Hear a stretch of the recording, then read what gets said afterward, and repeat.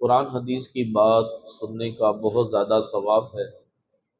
حضور اکرم نور مجسم شاہ بنی آدم رسول محتشم صلی اللہ تعالی علیہ وسلم نے ارشاد فرمایا، من جلس عند العالمی ساعتین، جو کسی عالم کے پاس 2 گھڑی کے لیے بیٹھا، او سامع منہ کلمتین، یا ان سے 2 باتیں سنی، او مسامع خطوتین، یا اس کے ساتھ 2 قدم چلا، آتاہ اللہ جنتین، اللہ پاک اس کو 2 جنتیں عطا فرمائے گا۔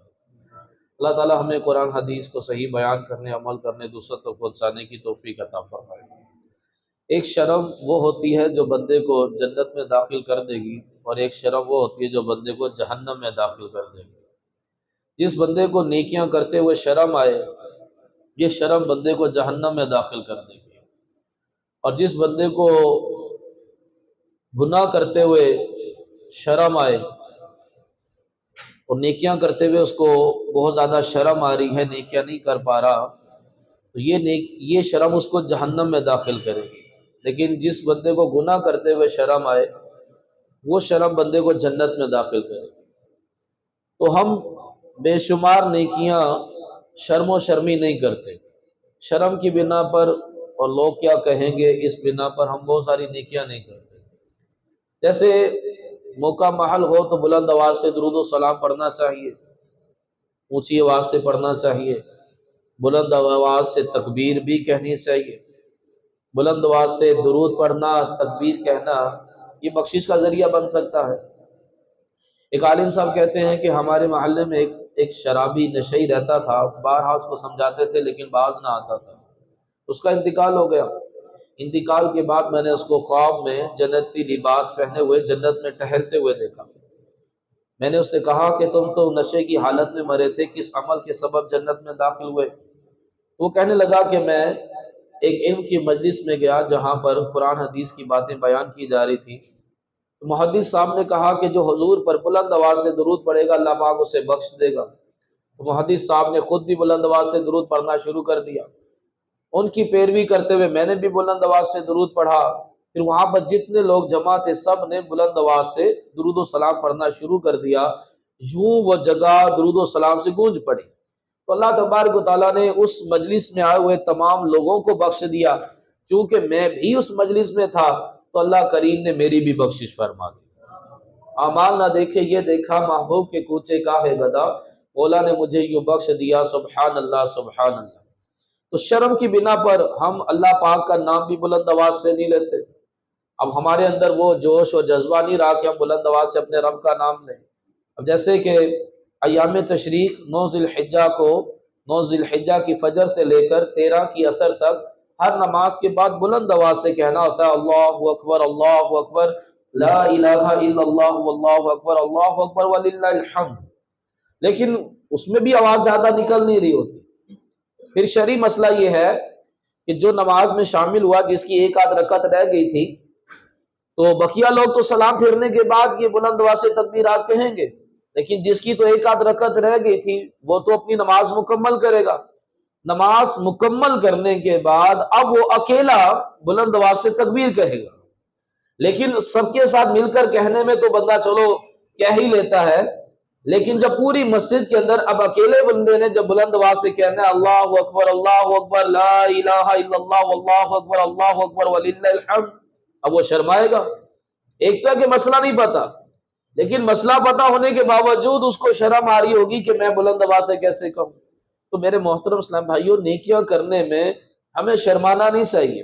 اگر نیکی کرتے ہوئے شرم آ رہی ہے تو یہ شرم بندے کو جہنم کے اندر داخل کر دے گی۔ یہ نہ دیکھے کہ میرے دائیں کون ہے، میرے بائیں کون ہے، یہ نہ دیکھے کہ لوگ کیا کہیں گے۔ جو رب کا حکم ہے وہ ہمیں کر لینا چاہیے، ہمیں لوگوں سے شرمانا نہیں چاہیے۔ ہم لوگوں کی شرم کی بنا پر بہت ساری سنتیں بھی چھوڑ دیتے ہیں۔ حضرت مجاہد رحمت اللہ تعالی علیہ، ان کو بادشاہ نے اپنے ہاں کھانے پر بدبو کیا، دسترخوان بچھایا، کھانا لگوایا گیا، آپ نے کھانا تناول کیا۔ کھانا کھانے کے بعد جو ذرات دسترخوان پر گرے ہوئے تھے آپ انہیں چن چن کر اٹھا کر کھانے لگے۔ اب یہ گری پڑی چیزیں اٹھا کر کھانا یہ بادشاہ کو بڑا ناگوار گزرا۔ کہا کہ حضرت آپ یہ کیا کر رہے ہیں، نیچے پڑی ہوئی چیزیں اٹھا کر کیوں کھا رہے ہیں؟ کیا آپ کا پیٹ نہیں بھرا؟ اگر نہیں بھرا تو مجھے بتائیں، میں کھانا اور لا دیتا ہوں، لیکن یہ آپ گری پڑی چیزیں کیوں اٹھا کر کھا رہے ہیں؟ تو آپ علیہ رحمہ نے فرمایا کہ میں تو حضور کی سنت پر عمل کر رہا ہوں۔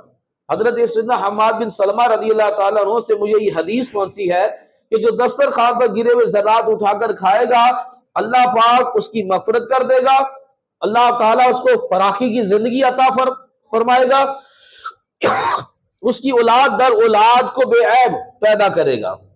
بادشاہ یہ سن کر بڑا متاثر ہوا، اس نے فوراً غلام کی طرف اشارہ کیا، 1000 دینار کی تھیلی لایا، تو بادشاہ نے وہ 1000 دینار کی تھیلی محدث صاحب کو دی۔ آپ نے وہ تھیلی لی اور فرمایا کہ دیکھ بادشاہ، حدیث میں کیا تھا کہ جو دسترخوان پر گرے ہوئے زراعت اٹھا کر کھائے گا، اللہ پاک اس سے فراخی کی زندگی عطا فرمائے گا۔ تو دیکھ ابھی میں نے حدیث پر عمل کیا اور میرے رب نے مجھے ہاتھوں ہاتھ غنی بھی کر دیا۔ تو وہ شرمائے نہیں کہ بادشاہ کیا کہے گا کہ میں گری بڑی چیزیں اٹھا کر کھا رہا ہوں۔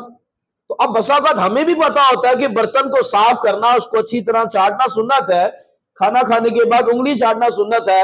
اب 5 سٹار ہوٹل میں آپ کی دعوت ہو اور اگر وہاں پر ہم شرمائیں گے کہ میں برتن صاف کروں، میں انگلیاں چاٹوں، تو اب وہ لوگوں کی وجہ سے ہم سنت کو ترک کر دیں گے۔ ایسی بے شمار نیکیاں ہیں جو ہم لوگوں کی شرم کی بنا پر چھوڑ دیتے ہیں۔ پھر بہت ساری نیکیاں ایسی ہیں جو لوگوں کی ڈر کی بنا پر کرتے ہیں ہم۔ نہ تو لوگوں سے ڈرنا چاہیے، نہ لوگوں سے شرمانا چاہیے، خالصتاً بندے کو رب کا بندہ بن کر رب کے لیے عمل کرنا چاہیے، شرم نہیں کرنی چاہیے۔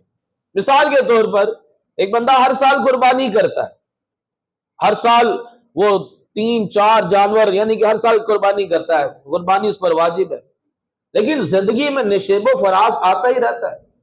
کبھی خوشحالی ہوتی ہے تو کبھی تندرستی بھی آئی جاتی ہے، بندہ کرائسس میں آئی جاتا ہے، کاروبار ختم ہو گیا، قرضے میں ڈوب گیا، اب اس کے اوپر اتنا قرضہ کہ وہ مالی کے نصاب نہیں رہا۔ اب ہر سال تو اس پر قربانی واجب تھی، لیکن اس سال اس پر قربانی واجب نہیں ہے۔ اب وہ اس کے فیملی والے بھی اس کو کہتے ہیں کہ اگر ہم نے قربانی نہ کی تو خاندان میں اور معاشرے میں محلے میں تمہاری ناک کٹ جائے گی کہ بھائی اتنا بڑا گھر ہے، اتنی بڑی گاڑی ہے اور یہ قربانی نہیں کر رہے، تو لوگ کیا کہیں گے اگر ہم نے قربانی نہ کی؟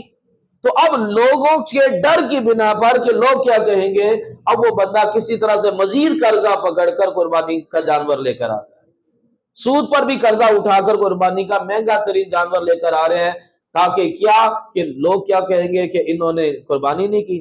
اگر چھوٹے والا کوئی جانور لے آتے، سستا لے آئیں گے، تب بھی ان معاشرے میں ناک کٹ جائے گی، اتنی بڑی کوٹھی اور اتنا چھوٹا سا جانور، سستے والا لیں گے تب بھی ناک کٹ جائے گی۔ تو بھائی ایسی قربانیوں کا کوئی ثواب نہیں، ایسی قربانی نہیں ہے جو لوگوں کے ڈر کی بنا پر کی جا رہی ہے، یا لوگوں کو دکھانے کے لیے کی جا رہی ہے، یا اس بنا پر کی جا رہی ہے کہ لوگ کیا کہیں گے، کیونکہ قربانی کس لیے کی جائے گی؟ اللہ پاک نے فرمایا کہ کل ان صلاتی و نسکی و محیای و مماتی للہ رب العالمین، محبوب کہہ دو کہ بے شک میری نمازیں، میری قربانیاں، میرا جینا، میرا مرنا سب رب کے لیے ہے۔ قربانیاں بھی رب کے لیے ہیں، نمازیں بھی رب کے لیے ہیں، یہ لوگوں کے لیے نہیں ہونی چاہیے۔ تو بسا اوقات لوگوں کے ڈر کی بنا پر جو عمل کیا جا رہا ہے وہ بھی عمل برباد ہو جائے گا، لوگوں کو دکھانے کے لیے جو عمل کیا جا رہا ہے وہ عمل بھی برباد ہو جائے گا۔ یہ جملہ اپنے دل دماغ سے نکال دیں کہ لوگ کیا کہیں گے۔ یہ جملہ ہمیں بہت سارے گناہوں میں مبتلا کر دیتا ہے اور بہت ساری نیکیوں سے محروم بھی کر دیتا ہے۔ اس جملے کو یہاں سے نکال دیں کہ لوگ کیا کہیں گے، لوگوں کی زبانوں کو روک نہیں سکتے، لوگوں نے کہتے ہی رہنا ہے، اچھے بندے کو بھی جینے نہیں دیتے لوگ، برے بندے کو بھی نہیں جینے دیتے، کہیں نہ کہیں وہ عیب اور تان و تشنیع کا معاملہ کرتے رہیں گے۔ اس لیے کسی نے ایک فرضی کہانی بیان کی نا لوگوں کو سمجھانے کے لیے کہ آپ لوگوں کی باتوں میں نہ ہو، اللہ پاک نے آپ کے سر پر 2 کان دیے ہیں، اسی وجہ سے دیے کہ ادھر سے سنو ادھر سے نکالو، لیکن اچھی بات جو ہے وہ دل کے کانوں سے سنو، اس کو دل میں بٹھائے رکھو۔ باپ بیٹا جا رہے تھے، ان کے پاس گدھا تھا، تو لوگوں نے اعتراض کیا کہ سواری موجود ہے اور پھر بھی پیدل جا رہے ہیں۔ تو اب باپ جو تھا وہ گدھے پر سوار ہو گیا، تھوڑے سے آگے گئے تو لوگوں نے کہا کہ دیکھو باپ کتنا ظالم ہے، خود سواری پر بیٹھا ہے اور اپنے بیٹے کو پیدل چلا رہا ہے۔ باپ نیچے اتر گیا، اس نے بیٹے کو بٹھا دیا، تھوڑا سا آگے گئے تو لوگوں نے کہا دیکھو بیٹا کتنا بے ادب گستاخ ہے، خود سواری پر بیٹھا اور باپ کو پیدل چلا رہا ہے۔ باپ بیٹا دونوں گدھے پر بیٹھ گئے، تھوڑا سا آگے گئے تو لوگوں نے کہا کہ دیکھو باپ بیٹا کتنا ظالم ہے، बे जबान पर दोनों ही बैठे हुए हैं। वो दोनों उतर कर उन्होंने वो गधे को कंधे पे उठा लिया। थोड़ा सा आगे गए तो लोगों ने कहा कि बाप बेटा पागल हो गए, गधे को कंधे पे उठाया हुआ है, तो उन्होंने खोता खूह में फेंक दिया। जब लोगों की बातें सुनेंगे तो खोता खूह में फेंकना पड़ जाएगा। तो इसलिए लोग जो क्या कह रहे हैं उनको कहने दें। उन्हें नहीं पता कि बाप किस वजह से बैठा, बेटा पैदल क्यों चल रहा है। लोगों को नहीं मालूम कि बेटा सवारी पर क्यों बैठा, बाप पैदल क्यों चल रहा है। उन्होंने बातें बनानी है। अगर आप कुर्बानी नहीं करेंगे तो लोग बातें बनाएंगे। उन्हें नहीं पता कि आपके हालात क्या चल रहे हैं। अगर आप सस्ता जानवर लाएंगे लोग बातें बनाएंगे। अगर किसी के हाँ हर साल आप गोश्त देते थे, इस साल गोश्त नहीं देंगे तो लोग बातें बनाएंगे। अगर थोड़ा देंगे तभी बातें बनाएंगे, ज्यादा देंगे तभी बातें बनाएंगे। तो लोगों की जबान हम नहीं रोक सकते, इसलिए लोगों को छोड़ दें। इसलिए कहा गया कि वह नुसु की मेरी कुर्बानियां रब के लिए। भले आप कुर्बानी सस्ती वाली करें या महंगी वाली करें, किसी को गोश्त ना दें, थोड़ा दें, ज्यादा दें, जो काम करना है वो रब को खुश करने के लिए करें। बंदों को खुश नहीं कर सकते, अवाम को आप खुश नहीं कर सकते।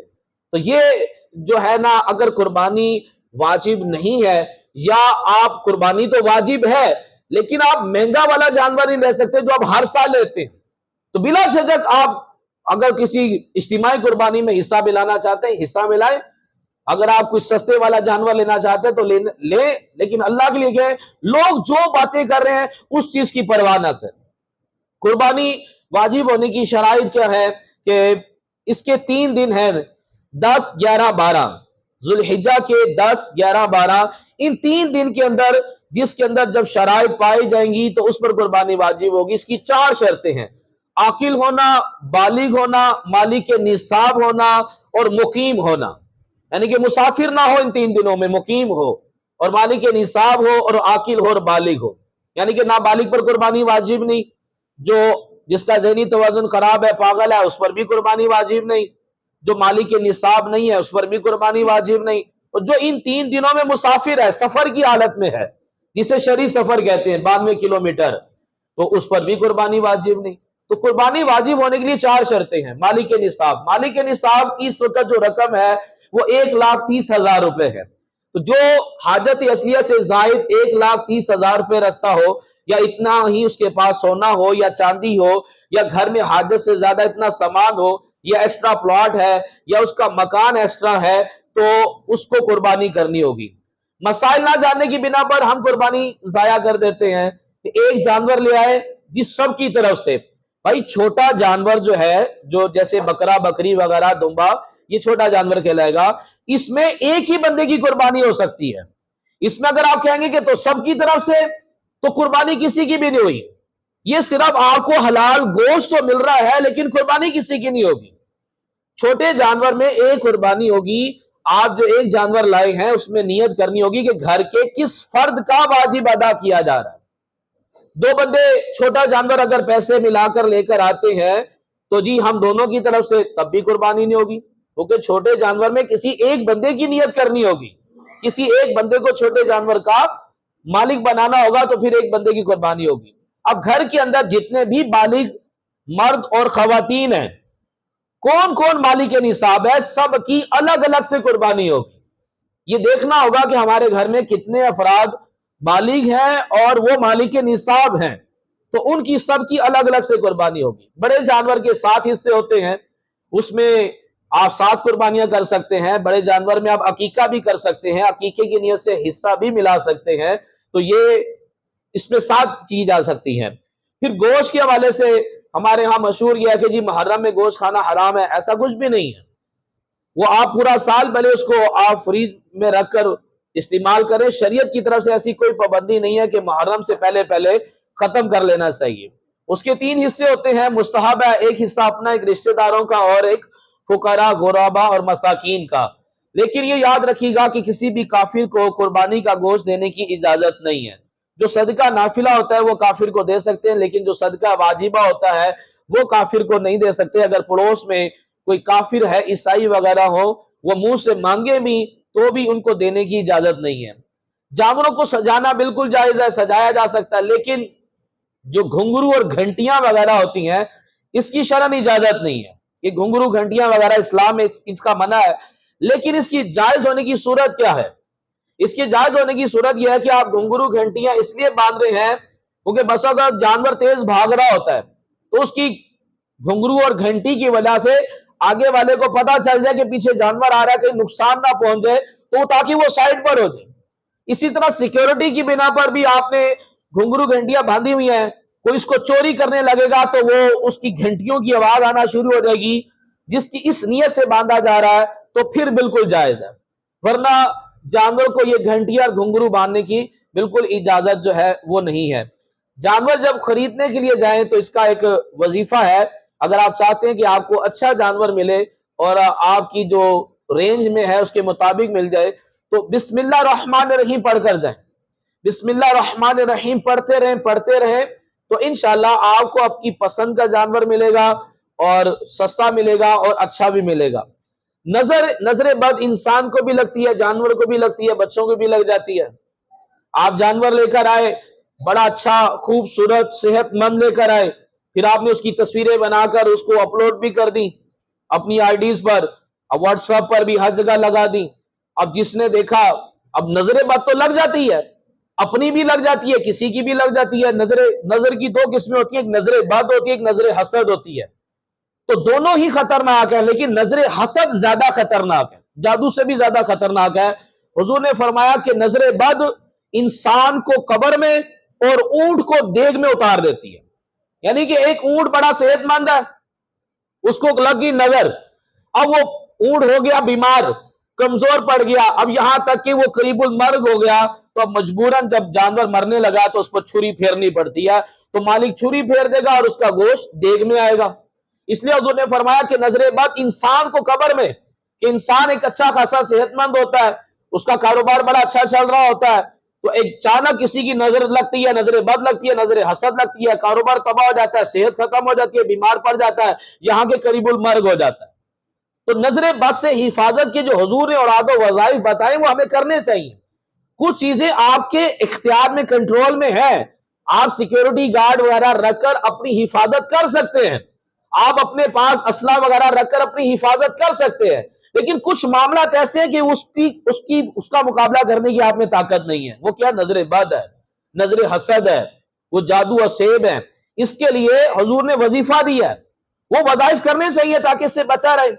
تو جانور کو بیماری اور نظر بد سے بچانے کے لیے وظیفہ یہ ہے کہ روزانہ 49 مرتبہ 49 مرتبہ یا اللہ یا اللہ یا اللہ 49 مرتبہ روزانہ یہ پڑھ کر اس کے اوپر دم کریں۔ اور خود کو نظر بد سے بچانے کے لیے نبی پاک صلی اللہ علیہ وسلم نے ارشاد فرمایا، رات کو سونے سے پہلے آیت الکرسی، سورہ فلق، سورہ ناس، یہ تینوں پڑھ کر اپنے ہاتھ پر پھونک مارے۔ حضور صلی اللہ علیہ وسلم کا یہ معمول تھا، آپ صلی اللہ علیہ وسلم یہ روزانہ بستر پر یہ تینوں چیزیں پڑھ کر ہاتھ پہ پھونک مار کر پورے جسم پر پھیرتے تھے جہاں جہاں تک ہاتھ جاتا تھا۔ اس سے بندہ کیا ہوتا ہے کہ نظر بد سے، آفات اور بلیات سے بندہ جو ہے وہ محفوظ ہو جاتا ہے۔ تو یہ وظائف کریں انشاءاللہ عز و جل، اس کی برکتیں ملیں گی انشاءاللہ۔ ہماری مسجد میں عید کی نماز کا ٹائم جو ہے وہ صبح 5:30 بجے، عید کی نماز انشاءاللہ پورے 5:30 بجے یہاں پر ادا کی جائے گی۔ قربانی کی کھالیں ہر سال کی طرح آپ دعوت اسلامی کو دیں، کیونکہ آپ کو پتہ ہے گرمی بہت شدید ہے، تو زیادہ تھوڑا سا بھی ٹائم اگر آپ نے قربانی کی کھال کو، جانور کی کھال کو رکھا تو وہ خراب ہو جائے گی، اسمیل ہو جائے گی، جب اسمیل ہو جاتی تو پھر اس کو ضائع کرنا پڑتا ہے۔ تو جلد سے جلد آپ اس کو پہنچائیں، لیکن آپ کو پتہ ہے کہ مافیا نے اس کا ریٹ بہت زیادہ کم کر دیا ہے۔ اب ایک بندہ آپ کے گھر سے کھال لینے کے لیے جا رہا ہے، اس کا بھی پیٹرول لگا، پھر اس کھال کو ایک مین گودام میں پہنچایا جاتا ہے، وہاں پہنچانے کا بھی کرایہ لگا، پھر گودام کا رینٹ دینا ہے، پھر گودام پر مزدور ہائر کیے ہوتے ہیں جو کھالوں کو نمک لگاتے ہیں، پھر نمک کے بھی ایکسپنسز ہیں۔ اب ایک کھال 50 روپے کی ہے جبکہ اس کے اوپر خرچہ تو 100 روپے آ گیا۔ تو آپ کا جو جانور کی کھال ہے وہ ضائع نہ ہو، وہ کسی اچھے کام میں لگ جائے، ایک تو جلدی پہنچائیں۔ ایک میرا مشورہ تھا کہ جو آپ سے کھال لینے کے لیے آیا اس کو کھال کے ساتھ کچھ 200-500 روپے بھی ساتھ دیں، کیونکہ کھال کے اوپر اخراجات بہت زیادہ آ رہے ہیں، اس کو سنبھالنے کے پھر بعد میں اس کو سیل کرنے پر اخراجات بڑھے ہیں۔ تو یہ کھالیں ضرور دیجیے گا تاکہ یہ اچھے کاموں میں خرچ ہو اور ہمارے لیے